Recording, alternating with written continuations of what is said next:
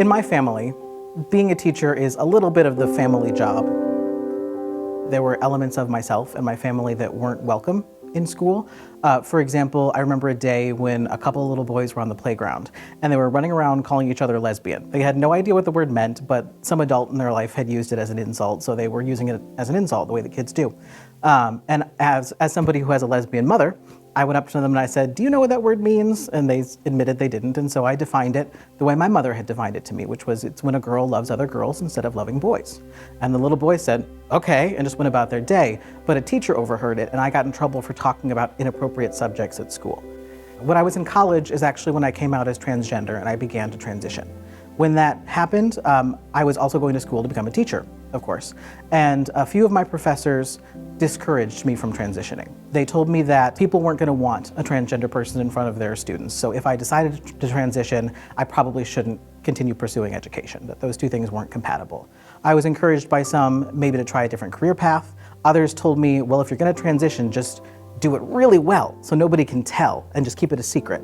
But then I even had one who told me that I should really detransition back to being a girl because in their mind it would be better for me to live my whole life in the wrong gender than it would be for me to try and be a teacher who is transgender. I think it's important for every teacher to be their authentic self when they're in a classroom or in a school because that's what the students gravitate towards. Students know immediately if their teacher is fake.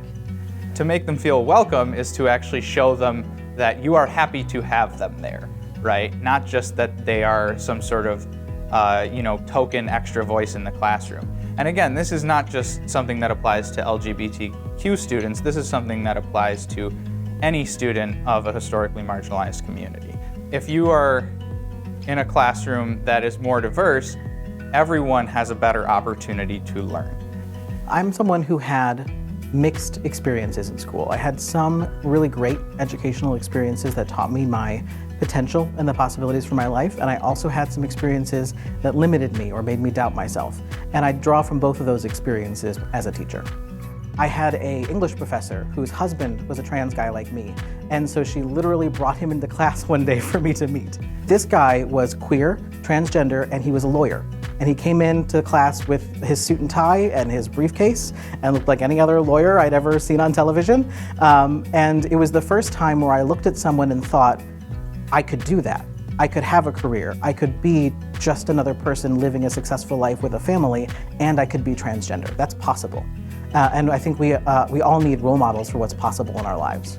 He really thinks outside of the box when it comes to students. His ability to differentiate and meet the needs of every single student in his class is so inspiring. Mr. Bondono is a caring, loving teacher and also funny. And he just makes it feel comfortable just being in that Zoom meeting. He motivates us to push ourselves harder. Things that Mr. Bondono does to make me feel like he cares about me as well as my peers would be being understanding when it comes to our schedules and our grades and always continually asking us how we feel about certain things and include us. Mr. Bondono has always found a way to include our diversity as far as gender and race and different things like that that makes us different. I wish that my teachers had known that there is no such thing as being too young to talk about LGBTQ+ issues, and there is no such thing as not being able to talk about it because you don't have any kids like that in your room. You never know what your kids may identify as later in life. You never know who they may love who identifies that way. And I wish they had known that we need explicit support, not just a general sentiment of everyone being welcome, but that we need explicit support. We need to see ourselves in the curriculum. We need teachers to address it directly, especially the moments of homophobia and transphobia that may occur in the classroom. It's not enough to just say everyone's welcome here. We have to explicitly welcome our LGBTQ+ students and families.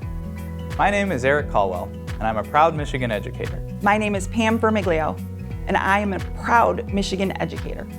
My name is Owen Bondono, and I'm a proud Michigan educator.